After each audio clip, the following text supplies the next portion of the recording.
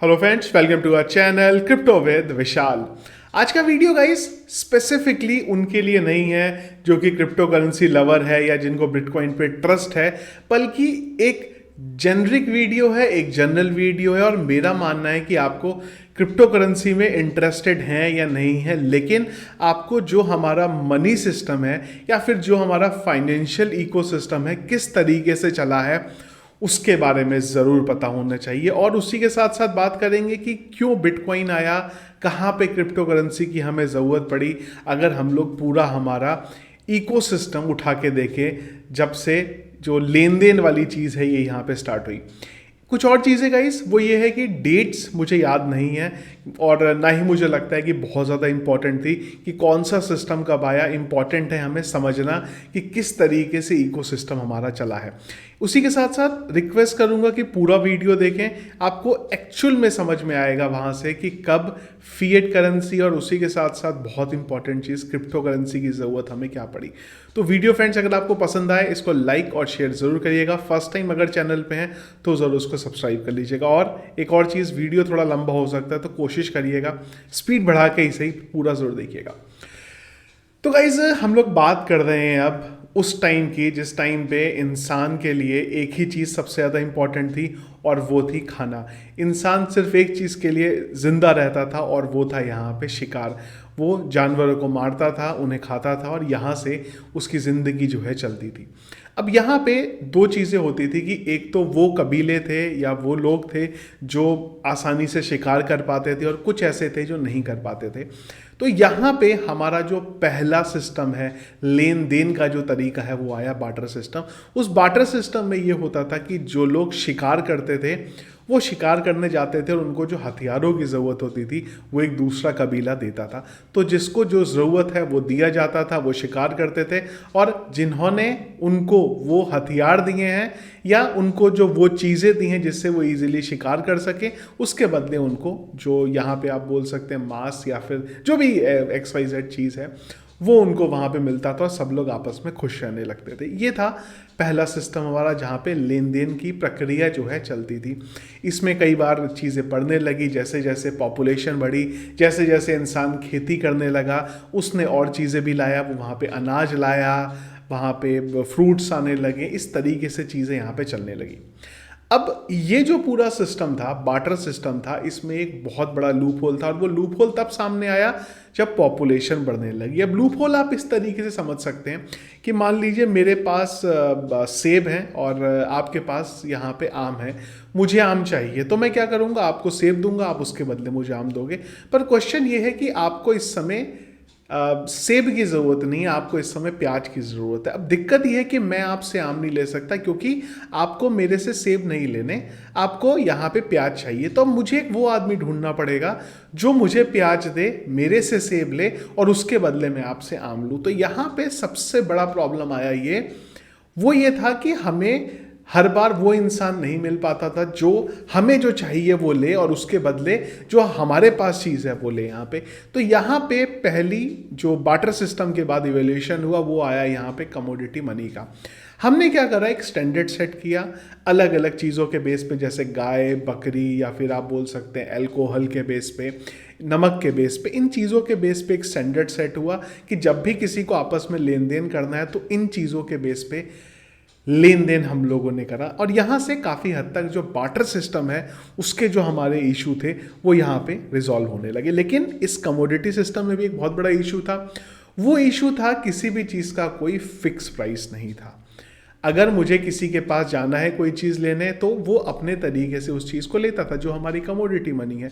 ना फिक्स था प्राइस, और दूसरी चीज़ है बहुत ज़्यादा टाइम तक चीज़ें रहती नहीं थी। जैसे कि अगर मैं जानवरों की बात करूँ, अगर मैं जानवरों के थ्रू लेन देन करता हूँ तो बहुत टाइम तक वो जानवर ही नहीं रह रहे हैं। तो हमारे पास ये जो था एक प्रॉब्लम स्टेटमेंट हमारे सामने आया।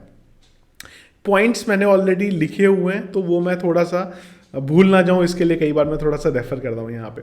तो इसके लिए इन सारी चीज़ों को जो इशू थे उन इशू से बचने के लिए हमारे पास आया मेटेलिक मनी। और जब मेटेलिक मनी आया तो वो एक रिवोल्यूशन के तरीके से आया कि हमने मेटल्स के जो थे उसके थ्रू यहाँ पे लेन देन करना शुरू करा और ये बहुत सुपर हिट हुआ।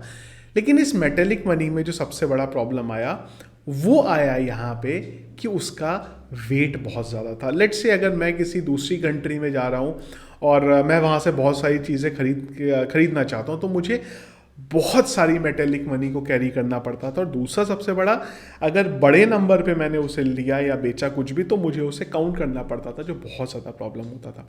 तो अब हमें एक ऐसी चीज़ चाहिए थी जो एक तो काउंट इजीली हो सके, दूसरी हैवी ना हो, आराम से चल सके, और एक और चीज़ जो बची रहे किसी तरीके से, जल्दी ख़राब ना हो।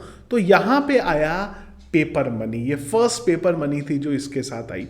अब इस पेपर मनी को, जो मेटेलिक मनी था, उससे थोड़ा बहुत मिलता जुलता बनाया गया। हुआ ये यहाँ पे कि जो पेपर मनी था उस चीज़ के ऊपर उसकी एक वैल्यू होती थी, और उसी के साथ साथ उस पर ये चीज़ मेंशन होती थी कि अगर आप इस पेपर मनी को वापस देंगे तो आपको उसके बदले इतना सोना दिया जाएगा, क्योंकि जो मेटेलिक मनी हमारी बनती थी वो सोने की बनती थी।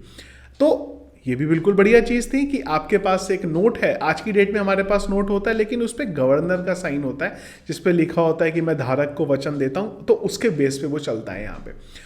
तो वो टाइम पे उसके बेस पे नहीं चलता था, वो चलता था इसके बेस पे कि वो नोट वापस लाओ और उसके बदले आप इतना गोल्ड ले जाओ। अब वहां से गेम हुआ सबसे बड़ा किसका स्टार्ट? वो स्टार्ट हुआ बैंक्स का। तो बैंक्स ने क्या करना स्टार्ट करा, बैंक्स बनने लगे, और बैंक ने क्या करा, जो वो फिजिकल नोट थे वो छापने शुरू कर दिए। अब वो इस बेस पे छपते थे कि आइडियली प्रोसेस ये था कि कोई जन आपके पास आएगा, वो आपको 100 रुपए के गोल्ड देगा और उसके बदले आप उसे उतने के नोट दे दोगे। पर इन्होंने क्या करा, बैंक्स ने नोट छापना शुरू कर दिया। उनके पास गोल्ड नहीं आ रहा है कुछ भी, पर वो नोट छापे जा रहे हैं। और उससे क्या हुआ, जो आज की डेट में हमारे सामने समस्या बनी है कोविड के बाद, और वो थी इन्फ्लेशन की। जब भी करेंसी ज़्यादा हो जाएगी, चीज़ों का रेट बढ़ जाएगा। जब लोगों के पास इजीली मनी है तो उनको फ़र्क नहीं पड़ता 10 रुपये की चीज़ 100 रुपये में लेने में, और उससे बड़ा वहाँ पे इन्फ्लेशन। और लोग जब पहुँचे बैंक्स के पास, वही नोट लेके वापस गोल्ड लेने के लिए बैंक ने हाथ खड़े कर दिए, क्योंकि बैंक के पास उतना था ही नहीं सर्कुलेटिंग सप्लाई। बस वो वहाँ पे नोट छापते जा रहे थे। क्यों? क्योंकि कोई भी स्टैंडर्ड वहाँ पे नहीं था, और वो जो पेपर मनी वाला कॉन्सेप्ट था उसमें वहाँ पे लोगों का भरोसा बैंक्स के साथ वहाँ पे हटने लगा। इसके बाद जो बड़ी कंट्रीज हैं जैसे कि ब्रिटेन है, उन्होंने एक लॉ बनाया, और लॉ ये बनाया गया कि अब जितना गोल्ड होगा उतने ही पेपर जो हैं उतने ही पेपर मनी जो है बनाई जाएगी। पर अभी भी जो गोल्ड है और पेपर है उसका आपस में जो लेना देना था बराबर था, कि आप पेपर जब आप पेपर मनी देंगे तो उसके बदले आपको इतना गोल्ड मिल जाएगा। लेकिन उन्होंने बोला कि नहीं यार, अब से हम लोग इसको रूल लेके चलेंगे कि जितना गोल्ड आ रहा है उतना ही खाली पेपर मनी छापेंगे, उससे ज़्यादा यहाँ पे नहीं छापेंगे। अब इसके बाद होने वाली थी क्रांति, और वो स्टार्ट हुई यूएस से। तकरीबन ये 1930-1940 के बीच की बात है, जब इन्फ्लेशन नहीं डिफ्लेशन यूएस में चल रहा था। तो यूएस में उन्होंने एक रूल बनाया, उन्होंने बोला कि अब नोट, पेपर मनी और गोल्ड के बीच का जो रिलेशनशिप है वो हटा दिया जाएगा। मतलब अब हम लोग इस चीज़ को हटा देंगे कि अगर कोई पेपर मनी वापस करता है तो उसको गोल्ड नहीं मिलेगा। ये जो पूरे का पूरा सिस्टम है उसको यहाँ पे हटा दिया जाएगा।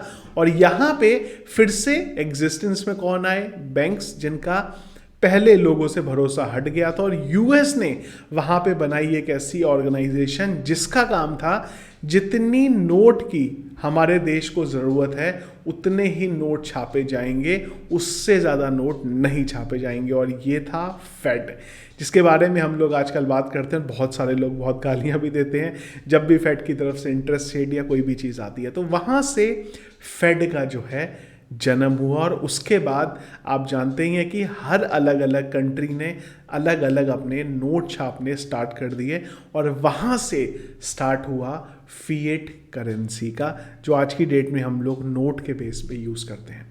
लेकिन इस फिएट करेंसी की भी अपनी कुछ प्रॉब्लम थी। सबसे बड़ी प्रॉब्लम जो फिएट करेंसी के साथ थी वो थी, एक तो वो एक कागज़ का टुकड़ा था कि अगर किसी ने फाड़ दिया या कुछ कर दिया उसकी वैल्यू ख़त्म हो गई। दूसरा सबसे बड़ा फिएट करेंसी के साथ प्रॉब्लम था वो था ट्रांसफ़र। अगर आपको एक जगह से दूसरी जगह पे भेजना है तो आपको उतना अमाउंट लेके जाना पड़ता था। उसका सॉल्यूशन आया और एक अलग रेवोल्यूशन लेके आया। वो आया हमारे पास इलेक्ट्रॉनिक मनी, या फिर हम लोग जिसे डिजिटल मनी भी बोलते हैं आज की डेट में, जो हम लोग अक्सर यूज़ करते हैं। डिजिटल मनी ने पूरे का पूरा गेम चेंज कर दिया। अब आपको बैंक्स के अकाउंट तो होना ऑब्वियस सी बात है, पर आपको अब बैंक जाने की ज़रूरत नहीं थी। अब आप लैपटॉप, कंप्यूटर, मोबाइल से ही अमाउंट को एक जगह से दूसरी जगह बहुत ईजीली यहाँ पे भेज सकते थे। अब ये जो डिजिटल मनी थी, जो हम लोग यूज़ कर रहे थे, इलेक्ट्रॉनिक मनी आप इसे बोल सकते हैं, इसके साथ दो सबसे बड़े प्रॉब्लम थे। पहला सबसे बड़ा प्रॉब्लम आया इसके साथ क्रॉस बॉर्डर ट्रांजैक्शन, और दूसरा इसके साथ आया हैकिंग की समस्या कि ये सिस्टम कई बार हैक हो जाते थे। और दूसरा क्रॉस बॉर्डर मतलब कि आपको अगर एक देश से दूसरे देश में रुपए भेजने हैं, आप उसे कैसे भेजेंगे। अब उसके लिए अलग अलग ऑप्शंस हैं, लेकिन उस ऑप्शन में दो प्रॉब्लम है। पहला, फीस बहुत ज़्यादा लगती है और टाइम बहुत ज़्यादा लगता है। मुझे अगर आज की डेट में इंडिया से पाकिस्तान में ऑनलाइन अमाउंट ट्रांजैक्शन करना है, मैं कर ही नहीं सकता यहाँ पे। क्यों? क्योंकि जो ऑप्शंस हमारे पास अवेलेबल हैं वो उनके पास नहीं है, जो उनके पास है वो हमारे पास नहीं है। बहुत मुश्किल काम है ये करना। इवन अगर मुझे यूएस में भी अमाउंट अगर आज की डेट में भी ट्रांसफ़र करना है तो उसका बहुत लंबा चौड़ा काम है। और यहाँ पे जन्म हुआ उस चीज़ का, वो था बिटकॉइन, क्रिप्टो करेंसी का। एक ऐसी चीज़ जिसके थ्रू अब क्रॉस बॉर्डर ट्रांजैक्शन बहुत आसान था। एक ऐसी चीज़ जो जब से बनी है तब से लेके आज तक कभी भी हैक नहीं हुई। एक ऐसी चीज़ यहाँ पे सबसे बड़ी, जिसकी एक छोटे से पार्ट्स में भी आप ब्रेक कर सकते हैं। अगर मैं हमारे पूरे के पूरे ये इकोसिस्टम में चलूँ, स्पेशली जब हम लोग बात करते हैं मेटेलिक मनी की, उस मेटेलिक मनी में एक बहुत बड़ा प्रॉब्लम था। वो ये था कि अगर मुझे एक छोटा सा पैसे का कोई ट्रांजैक्शन करना है, मैं वो नहीं कर सकता, क्योंकि हर एक सिक्के की एक फिक्स वैल्यू है। वो सारी चीज़ों को लेके बनाया गया क्रिप्टो करेंसी, जो डिस्ट्रॉय नहीं किया जा सकता। पेपर के टुकड़े की तरह वो फाड़ा यहाँ पे नहीं जा सकता। एक फ्रैक्शन ऑफ वैल्यू में भी उसको ट्रांसफ़र किया जा सकता है। क्रॉस बॉर्डर उसको ट्रांसफ़र किया जा सकता है, जिसकी जो वैल्यू है एक्चुअली में इन्फ्लेशन को दूर करने के लिए क्रिप्टो करेंसी का निर्माण यहाँ पे किया गया था। पर चीज़ें बनी, पर उसके बाद बहुत सारी चीज़ें जो इकोनॉमी है उसमें चीज़ें आई, तो वो जो इन्फ्लेशन को दूर करने के लिए बिटकॉइन को बनाया गया था, वो चीज़ का बहुत ज़्यादा यहाँ पे यूज़ नहीं हो पाया। लेकिन अगेन, आज की डेट में क्रिप्टो करेंसी सबसे बड़ा रीज़न है यूज़ होने का, और उसका एक रीज़न है क्रॉस बॉर्डर ट्रांजैक्शन।